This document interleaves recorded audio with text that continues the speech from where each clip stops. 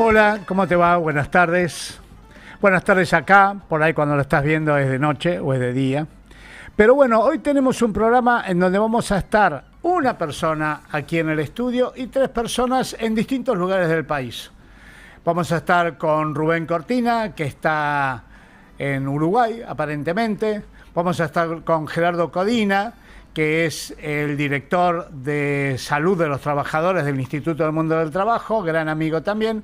Y vamos a estar con Sofía Escaserra, la directora de Economía del Instituto del Mundo del Trabajo, para conversar, a ver qué es lo que está pasando con estas tratativas que hay entre Estados Unidos y Argentina, que han puesto de algún modo a Argentina en el centro de la agenda mundial, o por lo menos en la agenda mundial, y es hoy una noticia mundial y geopolítica, y por lo tanto nos parecía importante tratarlo porque no es algo estrictamente local, aunque está muy relacionado con lo local. Y los tenemos tanto a Rubén como a Gerardo como a Sofía ahí para ser conectados, ¿no, Daniel? Sí están, así que todavía no los veo, pero vamos a ir viendo. Acá, no sé si podés poner alguna imagen, Daniel, mientras esperamos que se sumen. Tenemos la número 1, que es una noticia de primera plana del New York Times, que muestra la importancia que está teniendo la Argentina en estas últimas semanas por la dedicación que está dando la administración de Estados Unidos, encabezada por Trump, a la Argentina y a lo que sucede en la Argentina y a la necesidad de no dejar caer, así dicen, ¿no es cierto?, de salvar, así literalmente están diciendo, a Milei. Así que en parte obviamente es un salvataje del gobierno de Milei, pero en parte también es una intervención muy importante de Estados Unidos en la política, en las elecciones y en la economía argentina. ¿Tenemos alguno de los llamados? Estamos esperando. Bueno, para ir refrescando un poco de qué estamos hablando. A ver, esto no viene de la nada. Esto viene de toda una evolución que ha habido en la Argentina y en el gobierno argentino, un gobierno raro, un gobierno inusual, el gobierno argentino, porque es un gobierno de un anarquista. La primera vez que un anarquista es presidente de un país, es la primera vez que se hace una experiencia anarquista en el mundo, y realmente, de algún modo, sorprendió el gobierno de Milei, manteniendo, a pesar de que hizo un gran ajuste, a pesar de que redujo los salarios y las jubilaciones y los ingresos de las personas discapacitadas y los ingresos de salud y los ingresos, es decir, hubo un recorte muy grande en la calidad de vida de la gente y sin embargo sorprendió que con semejante deterioro del nivel de vida hubiera apoyo, continuara un apoyo importante. ¿Ahí los tenemos? ¿Me están escuchando, Rubén, Gerardo y Sofía? Yo te escucho. Hola, Gerardo. Bueno, Gerardo ya te presenté. Es nuestro director de salud de los trabajadores del instituto y un gran analista internacional también. Y Sofía está también. Hola, Sofía. Hola, Pepito. Hola, Sofía también. Es la directora de Economía del Instituto del Mundo del Trabajo, una gran economista y también una gran analista internacional porque tiene mucha relación con el movimiento sindical internacional. Y bueno, estamos esperando a Rubén. Rubén todavía no está por ahí. ¿Sí? No, Rubén no está. Bueno, no, estaba diciendo, compañeros, Sofía y Gerardo, estaba hablando de la importancia de tratar este tema de lo que está pasando entre Estados Unidos y Argentina, porque no es solo una cuestión interna de Argentina, sino que claramente está tomando una importancia global, geopolítica y política global, ¿no es cierto? No sé qué piensan ustedes. Bueno, por lo pronto me adelanto.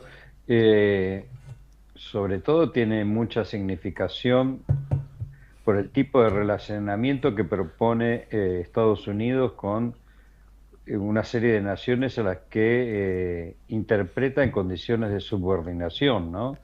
Un poco los desplantes que sufrió Milei hacían recordar a los padecidos por Zelensky en situaciones no semejantes, pero de estar demandando una ayuda del Estado norteamericano para solventar crisis políticas, en el caso de Ucrania, militares importantes, ¿no?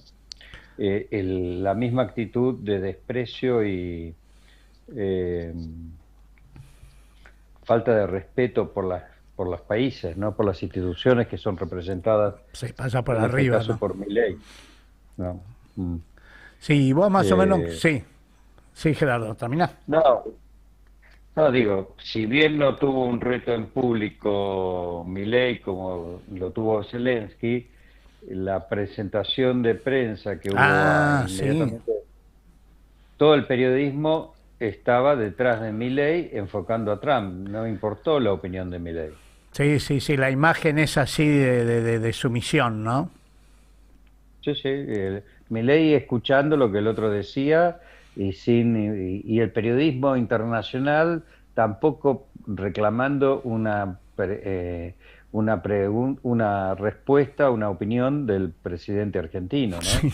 Eh, eh, Todas las A mí me preguntas. digamos, gusta, Sí, Sofi. a mí- sí, no, que a mí me gustaría un poco dar un pasito más atrás y mirar el contexto de cómo fue la política exterior de Donald Trump desde siempre, ¿no?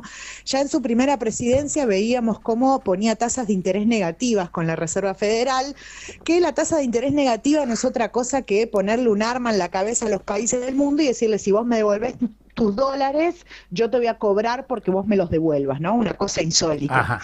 Entonces, Donald Trump siempre se movió con una actitud de bullying en el ámbito internacional, ¿no? De provocación y de bullying, de un poder que está decayendo, de un poder que está claramente en decadencia. Entonces trata de buscar aliados políticos y concentración de poder mediante la fuerza bruta, ¿no? Realismo puro llevado al extremo.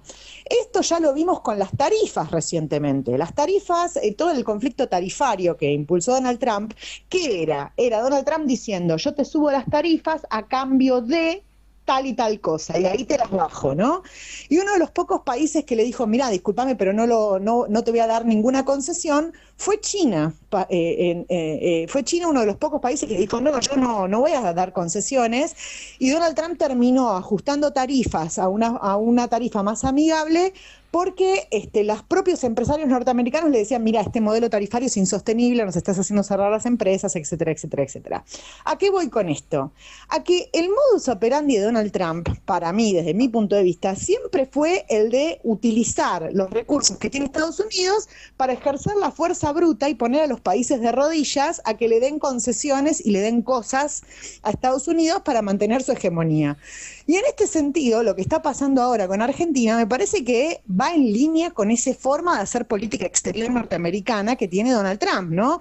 O sea, te amenazo, te tengo del cuello, te doy la plata a cambio de, si me das, ¿no?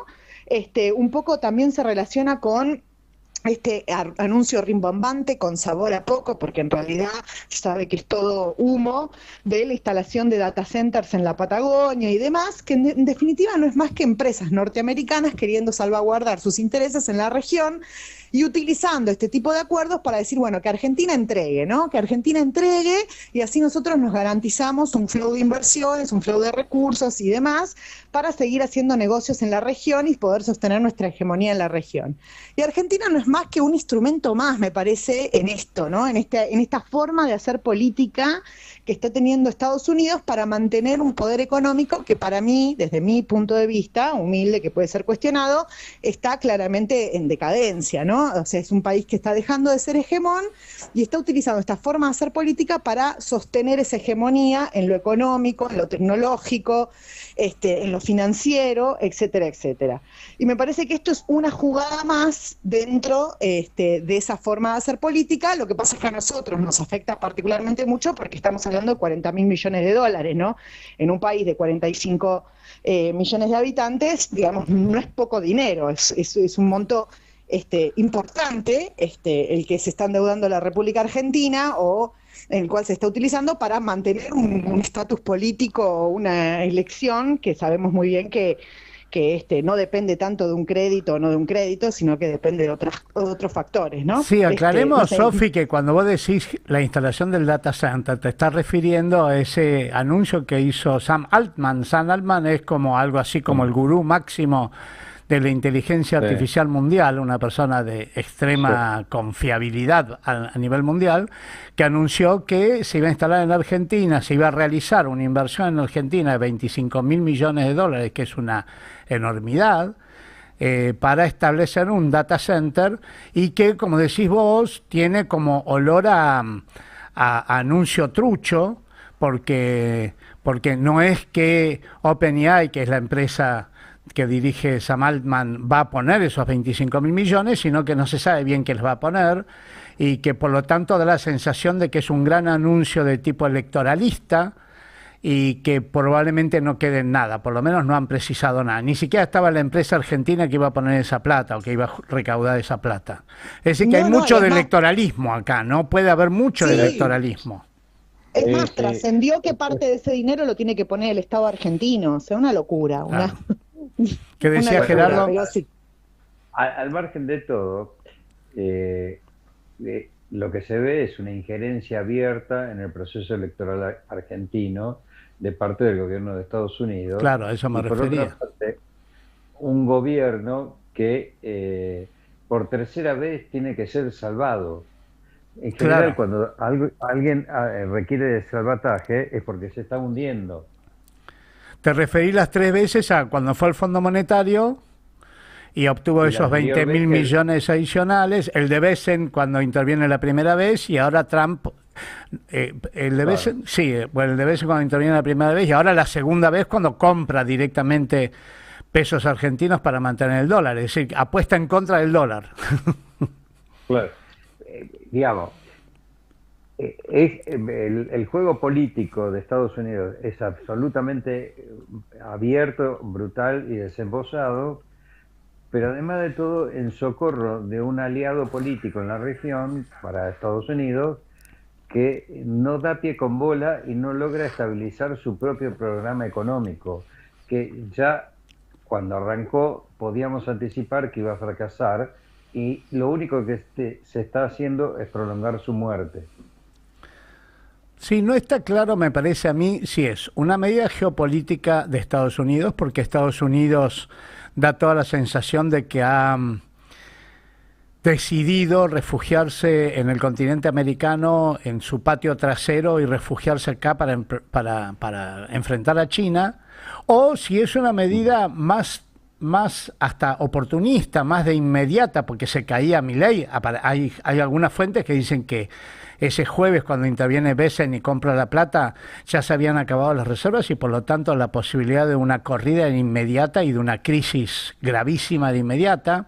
Es decir que casi es una intervención hasta ni siquiera digamos táctica, sino más bien oportunista, una cosa hecha así media improvisada. No está claro, ¿no?, si es una medida geopolítica, estratégica o algo totalmente oportunista destinada a fracasar. ¿No? Sofi. Sí, no, yo creo que, a ver,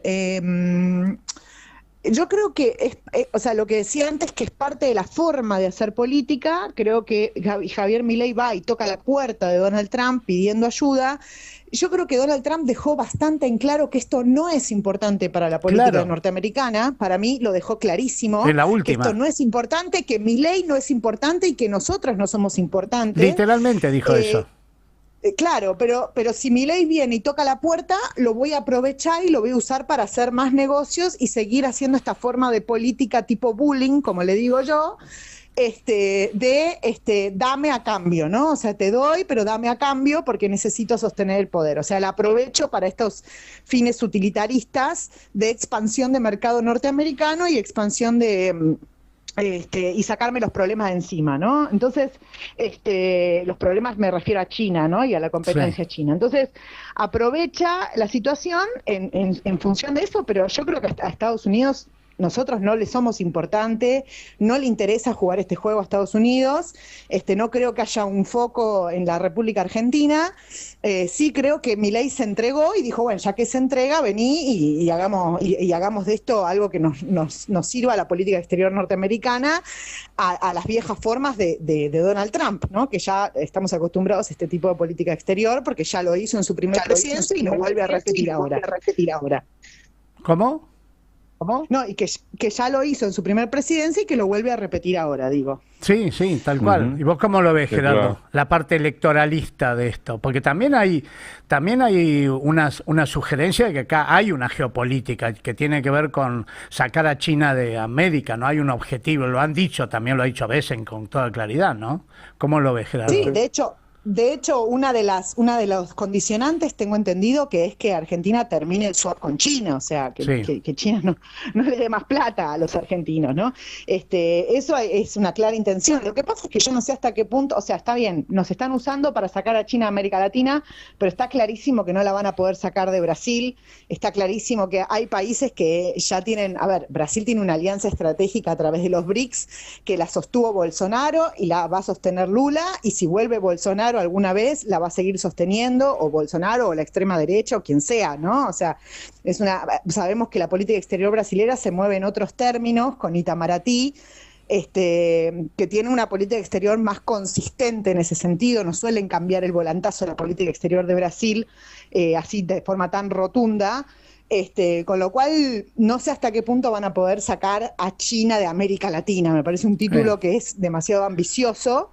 Pero sí hay una clara intención de empezar a limitar las inversiones que tienen, infraestructura, en la región, sobre todo en enclaves estratégicos como lo puede llegar a ser la República Argentina, ¿no? Con los puertos y todo eso. ¿Y vos cómo lo ves, Gerardo, esta dualidad electoralista y geopolítica estratégica?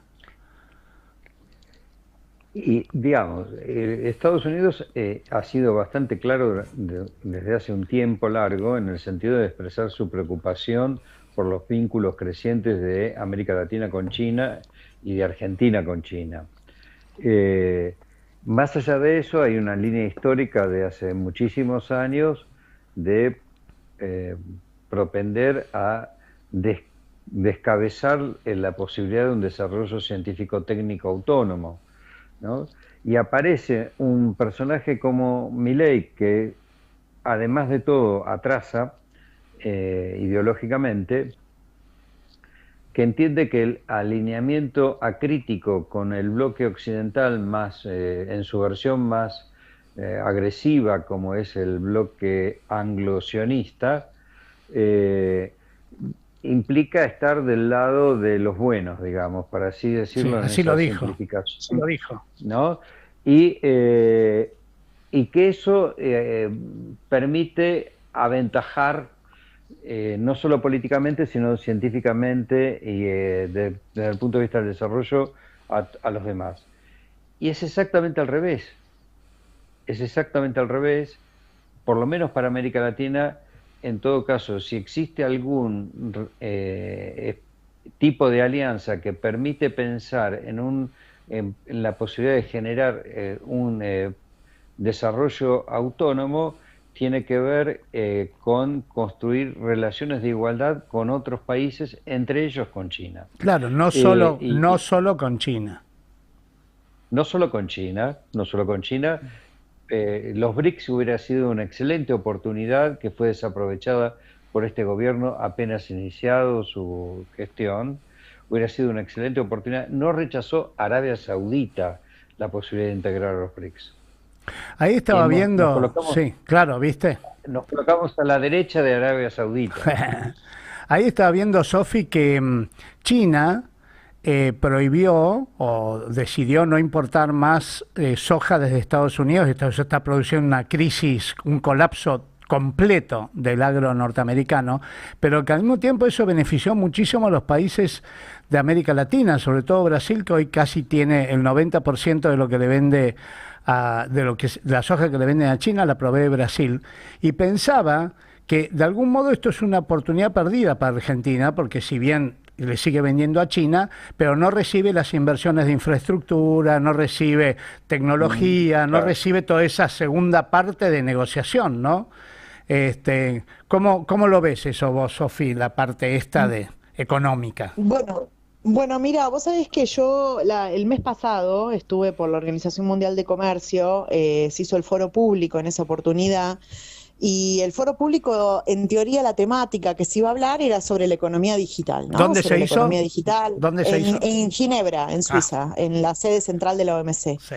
Y la propuesta era hablar de tecnología, ¿no? Bueno, resulta que no se habló nada de tecnología. De todo lo que se habló es de cómo las políticas norteamericanas están favoreciendo a los países del sur global en términos de relaciones comerciales con China. Y de cómo nos tenemos que sacar de encima a Estados Unidos con todo este conflicto tarifario del sistema de comercio internacional, porque está haciendo desastres y está incumpliendo normativa básica que se creía que ya estaba consagrada en los libros de comercio como algo estándar, ¿no?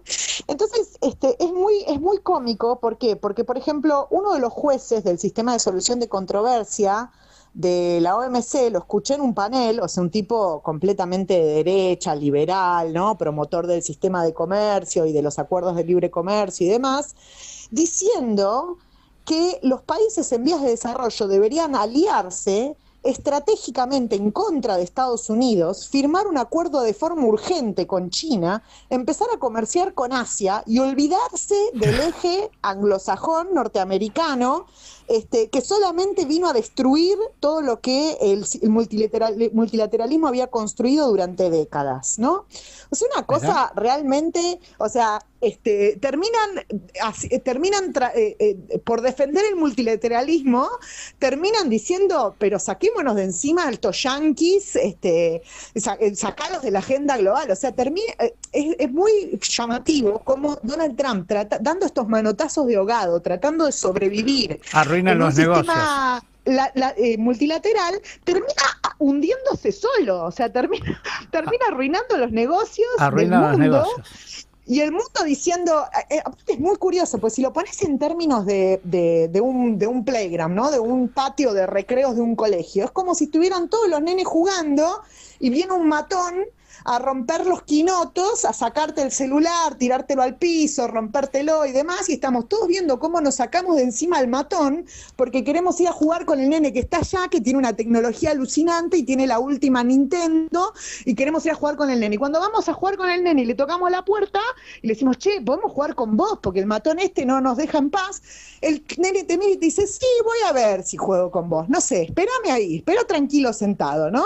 Que es un poco el juego que hace China en el sistema multilateral, porque China, vos sabés que no es muy afín de firmar acuerdos comerciales o de tirarse a la pileta y decir, no, vamos a firmar todo y que sea vinculante. De hecho, los últimos acuerdos comerciales que firmó son todos no vinculantes, todos. Con lo cual China de alguna manera dice, bueno, déjame, no muy a lo chino, déjame pensar cómo voy a jugar este jueguito. Claro, ¿no? porque yo pensaba, no con esta estrategia extraña de Milei de hacer un rechazo ideológico de China, pero al mismo tiempo tener un país que por un lado le vende su principal producto de exportación a China y por el otro lado importa cualquier cantidad de baratijas, porque si algo han hecho los chinos en el último año durante el gobierno de Milei es llenarnos de baratijas inútiles que destruyen la industria nacional. La industria nacional la está rompiendo las importaciones chinas, no las importaciones norteamericanas. Es decir, que por un lado él ayuda lo peor de China, que es las baratijas y la falta de intercambio de infraestructura y de tecnología, y por el otro lado hace una cuestión ideológica como de combate a China, pero no perdemos lo mejor que nos puede dar China y tomamos lo peor que nos puede dar China, ¿no? ¿Cómo lo ves vos, Gerardo, eso? Y estamos en ese camino, porque fíjate que una de las condiciones que tiene este nuevo acuerdo, que tendría este nuevo acuerdo, que entre otras cosas no se conoce, Sí, porque no ha sido presentado públicamente por el sí, gobierno argentino ante el Parlamento. sí, Entonces todos estamos hablando de supuestos periodísticos, de títulos, de tweets, sí, de cosas que no permiten conocer la entretela de todo sí. esto, pero uno puede imaginar, entre otras cuestiones, vuelven con un viejo caballito de batalla que es que no se tome la tecnología china Claro. de comunicaciones, de telecomunicaciones, porque implica un riesgo a la seguridad nacional, porque los chinos espían las conversaciones, que yo. Parece que Norteamérica reclama el monopolio del espionaje para así y le molesta la competencia china en ese punto. Pero resulta que los chinos tienen mucho más avanzado el tema de las comunicaciones digitales. Eh, ya están explorando la franja de 9G y Oh, nosotros ni siquiera hemos logrado implementar el 4G o 5G en la Argentina, y para eso requerimos necesariamente la tecnología que no provee Estados Unidos, simplemente porque no la tiene. sí, sí. Simplemente porque no la tiene. Se ha quedado atrás en muchos terrenos tecnológicos, y abrazarse al poder que se está hundiendo significa condenarse al retraso también. Bueno, porque hay un tema también cuando vos tenés estas situaciones de diversos poderes. Hoy estamos en un mundo con diversos poderes, multipolar, como se dice. Mm, Una de sí, las ventajas de tener diversos poderes es que compitan entre sí.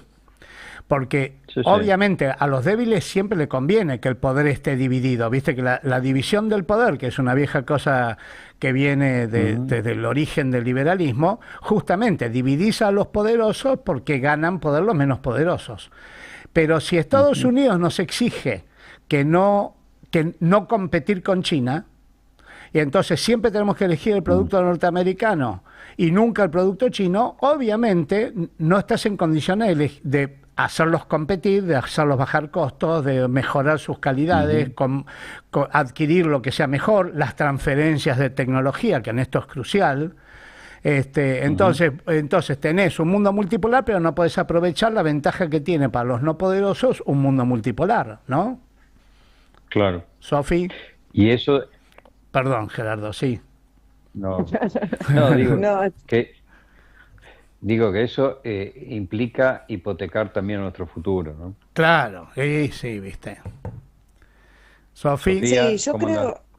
yo creo que la verdad es como decís vos, ¿no? En un mundo dividido, en un mundo multipolar, Argentina y América Latina en general, lo mejor que podría hacer es seguir un poquito lo que dice Raúl Prebisch, ¿no? Ahí me sale el desarrollismo de adentro, de la alianza Sur-Sur y de intentar ver cómo en bloque nos insertamos dentro de esa pelea para poder sacar provecho, ¿no? Porque es como un matrimonio, ¿no? Cuando mamá y papá están peleando, si sí, voy por separado de a uno y voy a otro, por ahí logro conseguir salir el fin de semana, ¿no? Estas cosas, estas estrategias infantiles de los niños, pero que funcionan en la agenda geopolítica, ¿no? Esta cosa de, bueno, si no van a comprar soja de los norteamericanos, entonces se la vendo yo a los chinos, pero también a la vez hago alianza con Estados Unidos en alguna cosa y así.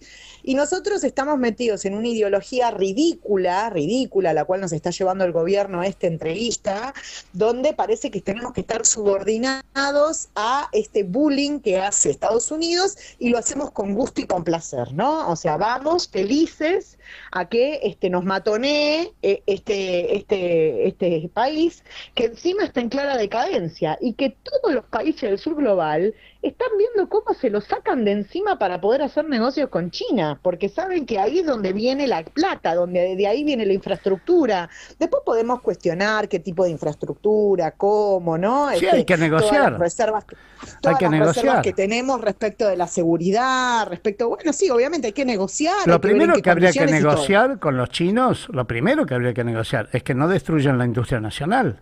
Es lo primero que habría que Claro, negociar. Es decir, sí que totalmente. queremos infraestructura, queremos venderle soja, pero no queremos que nos manden baratijas para destruir. Yo Sí, estaba no queremos viendo... Temu, digamos, no Y queremos esa, Temu y Ali y todo eso. esa es la Mm. primera que hay que hacer, porque esa es la parte más negativa que puede darnos. Aclaremos también que cuando hablamos de China, para que esto se entienda mejor, no estamos hablando solo de China. Hoy por hoy, el Asia, eso lo sabés vos muy bien, Sofi, el Asia es hoy un bloque económico gigantesco que gira alrededor de China, pero ahí está India también, está todo el sudeste asiático, está Corea, ¿eh? Hay Hoy una... día Japón. las cadenas de valor asiáticas están conformadas por los grandes conglomerados de Asia que están Claro, articulados alrededor de China, pero que son, como bien vos decís, India, Indonesia, Malasia, claro. digamos, todos los países Vietnam, de ese recorrido, Bangladesh. claro, del sudeste asiático. Que me parece que las cadenas de valor se articulan en ese sentido.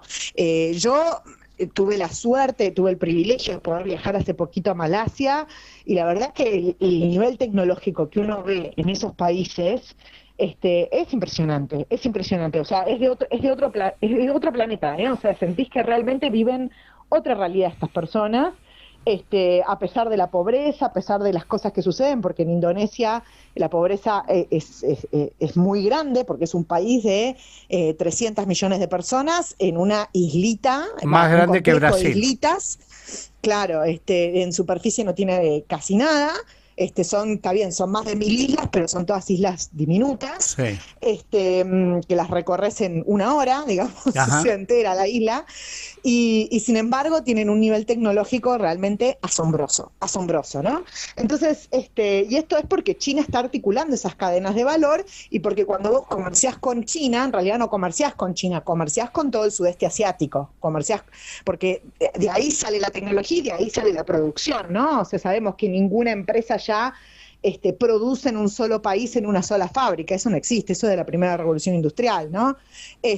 Hoy día las cadenas de valor se articulan sectorialmente dentro de distintos países, aprovechando ventajas comparativas, y China eso lo ha sabido hacer muy bien en la zona de lo que se llama del RCEP, ¿no? El RCEP, Sí. que es el acuerdo comercial asiático, el último que se ha firmado, que realmente incluye casi todos los países de Asia, que articula esas cadenas de valor de una forma muy inteligente. Entonces, cuando uno comercia con China, bien vos lo decís, Pepe, no está comerciando con China, está comerciando con todo Asia y con todas las Incluso, ventajas comparativas que trae eso. incluso incluye economías como la de Australia, como la de Nueva Zelanda, como la de Japón en algunos casos, que son economías en teoría occidentales o países occidentales, pero que económicamente están integrados en todo ese bloque poderosísimo que está surgiendo en Asia, ¿no? Este, Sí. Gerardo, No, bueno, a mí me parece que, volviendo a la realidad argentina, sí, dale. de todos modos, estas situaciones, estos manotazos de ahogado que está improvisando el gobierno nacional para intentar eh, ganar algún grado de solidez que le permita enfrentar lo que le resta de gestión, no van a tener resultados favorables para ellos en las elecciones, ¿no? Ha habido un proceso que viene desarrollándose desde mayo de este año en las elecciones porteñas, ¿no? Claro, es En verdad. relación la sumatoria de los votos de La Libertad Avanza y el PRO, que fueron separados y compitiendo entre sí, la sumatoria de esos votos alcanzó el 45%, cuando en la segunda vuelta de presidencial, un año y medio antes, Milei había logrado cosechar 57% de los votos. Hubo una pérdida del bloque de derecha de 12 puntos de votos Ese es el tema. en la ciudad de Buenos Aires, en mayo. Ese fenómeno vuelve a acentuarse o bien vuelve a presentarse en la provincia de Buenos Aires en septiembre. Y ahora hay que ver cómo viene la elección del 26 de octubre, pero el gobierno llega desarmado, no ha podido tener campaña electoral o la campaña electoral que ha tenido ha sido el escándalo de Spert. Sí, sí, sí, que eso fue Sí, la sí, semana sí, pasada. se ha desarmado, no ha habido ninguna otra posibilidad de campaña electoral, ¿no? Y a Milei le está ocurriendo que no puede pisar la calle. En ningún lugar del país ha recibido, por lo menos en forma calma, ¿no? Para hacer un parangón, no para...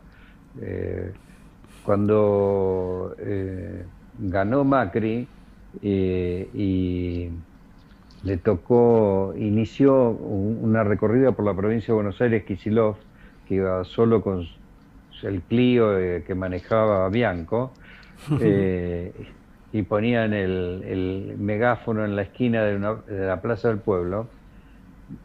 Kicillof se recorrió toda la provincia de Buenos Aires sin recibir un tomatazo. Sí, y había sido ministro de Economía de Cristina Fernández, era un personaje recontra conocido y la gente no estaba muy contenta con la gestión última de Cristina. Pero no recibió un solo tomatazo, lo trataban con respeto, por lo menos con distancia al menos. Trump no lo menciona, pero hace referencia directa a él.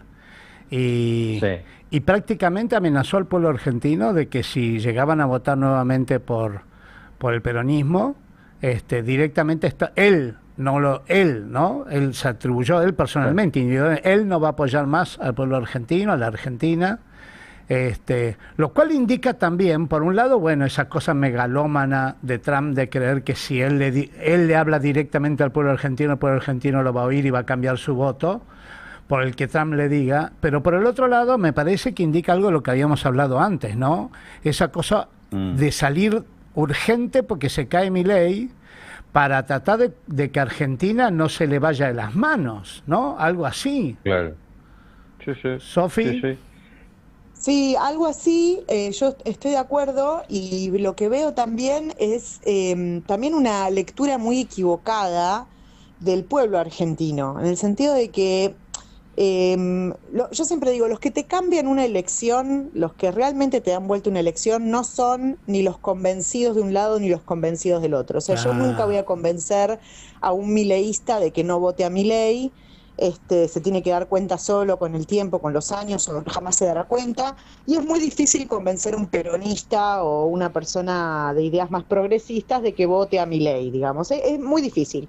El que realmente te cambia la elección es la persona que no le interesa la política, que no quiere saber nada, que cambia su voto, que hoy te vota Milei, mañana te vota Cristina y no se entiende bien por qué o cómo. Y por ahí por ahí su experiencia personal, ¿no? Su experiencia personal, cómo percibe la economía, si está hinchado las pelotas, dicho en mi mejor francés, con lo que le pasa o no, digamos, tiene que ver con un montón de factores, ¿no? Y esos son realmente los que te dan vuelta una elección. Sí. Ahora, eso forman parte de la cultura popular argentina, y la cultura popular argentina es fuertemente anti-británica y no sé si anti-yanqui, pero hay un factor anti-yanqui, con lo cual yo no sé hasta qué punto, y esto lo digo con dudas, ¿no? Tiro la pregunta también para que la discutamos acá. ¿Hasta qué punto esto no le juega en contra a Milei? O sea, que Donald Trump venga y le diga a los argentinos, voten por Milei, porque si no le retiro la ayuda. Yo no sé en la cultura popular cómo cala eso, porque nosotros tenemos una impronta anti-anglosajona, en nuestro ADN argentino, digamos. Por lo menos nacionalista. Hay un componente nacionalista fuerte en la población argentina. Hay que ver, yo creo que ahora se va a ver, pero yo creo que no, a ver, eso que te vengan de afuera y te digan lo que tenés que hacer, no creo que le caiga bien a nadie. No, claramente, ¿no? Me parece, sobre todo los argentinos que somos conocidos popularmente por ser soberbios, ¿no? Por ser unos agrandados. Sí, claro. ¿Qué decía Gerardo? No, yo creo que se les vuelve en contra, salvo para el núcleo duro que expresa Milei o de centro derecha, que esconde una cierta pasión anglófila que le lleva a renunciar a la soberanía en Malvinas, que piensa que es una locura seguir reclamando las islas que las perdimos, bueno, que imaginan que lo mejor que puede ocurrir como plan de vacaciones es ir a Miami, etc. Claro, pero hay ese, Gerardo, una porción de la población. Pero ese eso ya los Gerardo no lo votan. vas a cambiar, ya está. No, Pase ya lo está. que pase, no lo vas a cambiar, No. ¿no? Está dirigido a ese público. Porque ahora la desesperación de Milei es conservar por lo menos el 30% que lo votó en primera vuelta.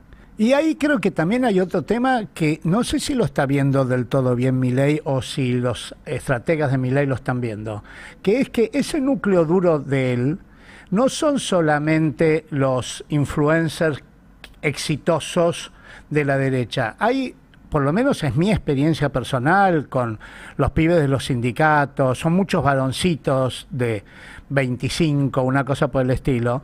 Ahí yo, en mi experiencia personal, vos lo que tenés ahí son muchos jóvenes varones que tienen un futuro negro ante sus ojos. Ven en la Argentina un futuro negro, falta de empleo, inflación y eso, y por lo tanto tuvieron una actitud que no es antiperonista, no es la clásica actitud antiperonista, sino una cosa, váyanse todos al francés, como decía recién Sofi. Váyanse todos. Pero que esos al carajo, claro. Pero que esos mismos pibes, muchos de los cuales están en el Gran Buenos Aires, yo los he visto, hoy, después de lo que han visto por el nivel de corrupción de Milei, por el nivel de cierre de empresas y de falta de horizontes, hoy están teniendo una actitud, no te digo peronista, pero algunos sí, algunos sí. Pero anti-Milei. ¿Por qué? Y porque se han desilusionado mucho. Esos pibes, digamos, en el programa anterior nosotros hablamos con Tomada de este tema, de la necesidad de dar una respuesta también a ese, aparte de ese núcleo duro de Milei, ese núcleo duro que es, digamos, sano, que lo que quiere es un futuro, empleo, posibilidades de desarrollo en el país. Y eso me parece que Milei lo perdió ya, pero no lo ganó el peronismo todavía, ¿no? No, pero ese fue el voto, a ver, el voto del desencanto con la gestión de Alberto Fernández. Sí, señor. El voto que no, la gente que no fue a votar en la intermedia de Alberto Fernández. Esa gente vio en Milei una esperanza de algo nuevo. Sí, señor. Loco, gritón, raro, fuera del récord, pero ya que todos los demás habían fallado, ¿por qué no apostarle unos pesos a este chabón? Bueno, pero este chabón también los ha defraudado. Sí, a eso me refería. Y ahora no tienen a dónde ir. A esos hay que interpelarlos para que se movilicen y vayan. Donde están haciéndose ver es en la ausencia electoral. Claro, en que no van a votar. Claro, ha estado muy pronunciado en los primeros procesos electorales de provinciales. El ausentismo fue bastante importante. Aunque Argentina tiene la condición de voto obligatorio, la tradición de la obligatoriedad del voto es bastante relativa, porque bueno, a los 6 meses caduca cualquier sanción y qué sé yo, y en general no causa ningún problema no votar. Pero la gente aprueba, hace ejercicio del voto. En general cree que vale la pena votar. Sí. Y hace el esfuerzo de ir a votar, ¿no? Incluso gente muy mayor va a votar. Ahora, los que no van a votar, en general, son los que no creen en la política. Sí, en este momento, y eso no necesariamente es un elemento negativo, porque si vos lo que tenés es una gran desilusión de este gobierno, y los que no van a votar son los que votaron a este gobierno, en realidad hacen crecer al peronismo, a la alternativa, a la oposición, ¿no? Sí. Y vos cómo lo ves, Sofi, vos que tenés ahí alguna hija o hijas o hijes jóvenes, ¿cómo ves a través de ellos? Yo lo que veo, y trato de no ser muy sesgada, porque obviamente en mi casa sí se habla de política y demás, pero viste, a veces me gusta hablar con los compañeros de mis hijos, que por ahí vienen de entornos que son mucho más apolíticos, viste, que el entorno que se vive acá en mi casa. Y yo me doy cuenta que los chicos, para empezar, no es verdad que la juventud es libertaria, no es verdad. Eso es un mito que se ha instalado y es completamente falso. Hay una porción de la población joven que vio en Milei, como ustedes decían, un líder distinto y decidió votarlo con un sentido completo de irresponsabilidad, de bueno, a ver qué hace este loco. Pero que no comulga las ideas de Milei, no es que son fascistas, ni mucho menos, y menos aún dentro de las mujeres jóvenes, menos todavía dentro de las mujeres jóvenes. Las chicas adolescentes están muy lejos del núcleo duro de Javier Milei, muy lejos, muy lejos. Y los pibes también, es falso, los varones. Hoy día la juventud, existen cada vez más chicos, que obviamente se aferran a los valores, ¿no? Esta cosa de ahora que conocemos el colectivo de varones unidos, ¿no? Por el caso del femicidio del otro día, que se dio a conocer toda esta onda que ya sabíamos que existía a través del AGE y demás. Aclaremos, hubo un doble femicidio en Córdoba por un líder antifeminista muy conocido, y bueno, que ha dejado una gran preocupación de esos movimientos contra las mujeres, ¿no? Sí, totalmente. Bueno, yo por ejemplo veo, ¿no? O sea, pues yo será porque soy economista y me gusta armar estadísticas, ¿no? Pero te digo, del curso de mi hija, que son más o menos 100 chicos, ponele, ¿no? Más o menos 110 chicos, en total entre el A, B y el C, ¿no? ¿Qué edad? Los 3 cursos. ¿Qué edad? Y mi hija está en 6º año del secundario, con lo cual tiene 17 años. Yo te diría que de esos, van a votar por primera 20, vez ahora. Claro, pero yo te diría 20 de esos perfectamente podrían pertenecer al colectivo de varones unidos. Ajá. Pero todo el resto no. Están muy lejos de eso. ¿Por qué? Porque son pibes que se han criado con el discurso feminista, con la igualdad de género. Che, ¿por qué te vas a meter con la gente trans? Déjalo a ese, sí, es medio puto, pero déjalo. ¿Por qué lo vas a ir a molestar? ¿No? Son pibes que tienen respeto con esas cosas, que tienen otra mentalidad. Por ahí no los catalogaría como progres, ¿no? No, este pibe es progre. Sí. Pero son pibes que no se sienten identificados con esa forma de vivir, con esa forma de hablar, con esa forma agresiva de hacer política, con esa forma no se sienten identificados con eso. Yo no te digo que van a ser progresistas, muy probablemente el día de mañana terminen votando a Macri, ¿no? Con esa cosa aspiracional de clase media de yo quiero ser, pero no comulgan con las ideas o con el espíritu, digamos, no veo a La Libertad Avanza con un caldo de cultivo de votante acérrimo en el futuro. No veo eso en la juventud. La juventud hoy día tiene otra cabeza, tiene otras inquietudes. Yo no creo que hoy día vayan a votar a Milei después del desencanto que han vivido. Si se informan un mínimo, enseguida van a buscar otro candidato. Esto no significa que vayan a votar al peronismo, y ahí me parece que la pregunta es ¿qué es lo que tiene que transformar el peronismo para volver a enamorar a estos chicos jóvenes? Bueno, quizás eso que acabas de decir vos de lo aspiracional, es decir, tener una aspiración, no te digo una aspiración de ser multimillonario en un día inventando algo tecnológico o jugando a las apuestas deportivas, no me refiero a esa cosa aspiracional, pero sí una aspiración de tener un país que desarrolle, de clase media. La idea de clase media para mí es algo que viene del peronismo en realidad. Quien inventa la clase media en Argentina masiva es el peronismo. Y por ahí tener Nosotros, escuchaba yo el otro día, Argentina, la próxima elección presidencial va a ser en el 27 y ese presidente o esa presidenta va a llegar hasta el 31. Y en ese momento Vaca Muerta va a estar en plena producción y la Argentina va a tener un boom económico que puede ser meramente exportador o no, pero el boom sí va a existir. Y por lo tanto ese nuevo gobierno que va a venir después de tiene una oportunidad importante y que puede vincularse con lo aspiracional de la clase media. Digo yo pensando en ir más allá de ganar una elección. Ganar una elección solamente te da el acceso al poder, pero con Alberto Fernández vimos que no es suficiente, ¿no, Gerardo? No, claro.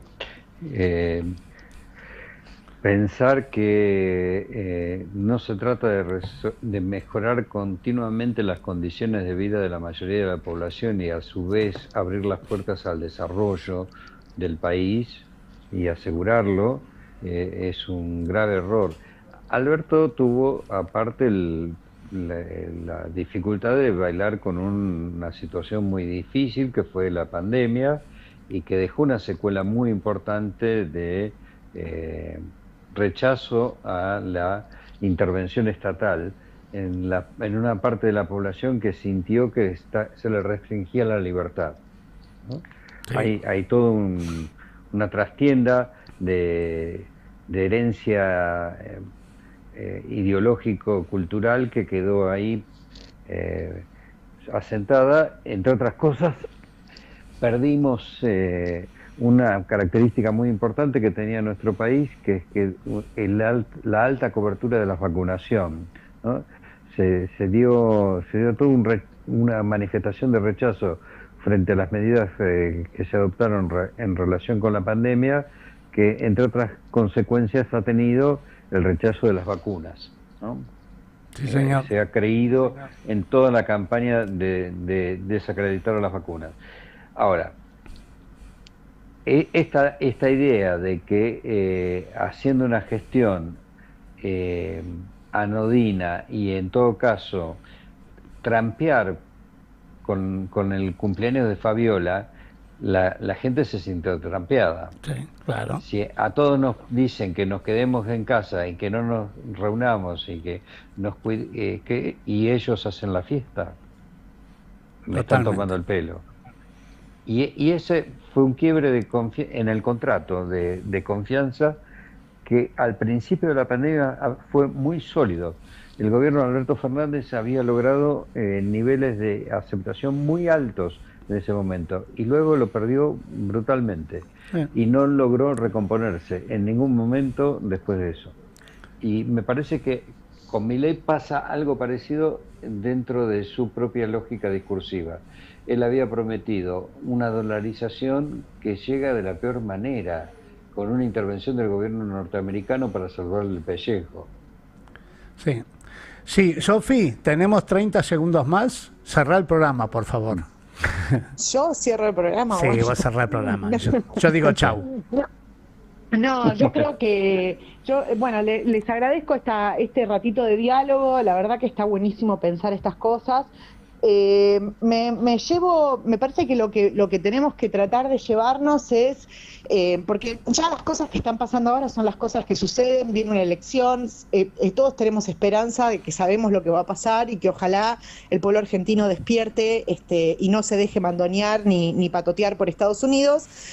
Sí me parece importante empezar a pensar de cara a un futuro, cuando este tierra arrasada termine, que podamos empezar a entender qué es lo que está pasando en estos jóvenes, qué está pasando en la sociedad argentina, cómo podemos generar espacios de aspiraciones, de volver a confiar en el trabajo y en la producción, para volver a enamorar a nuestro electorado y poder volver a tener un lugar dentro de la política,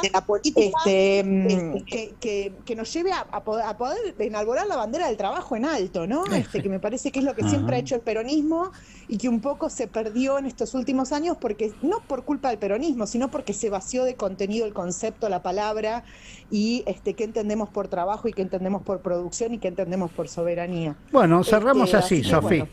La bandera del trabajo. Les agradezco muchísimo, Sofía, Gerardo, un abrazo grande, ya nos veremos en los próximos días. Un abrazo grande, ¿eh? Y nosotros el miércoles que viene. Saludos. Chao, chao.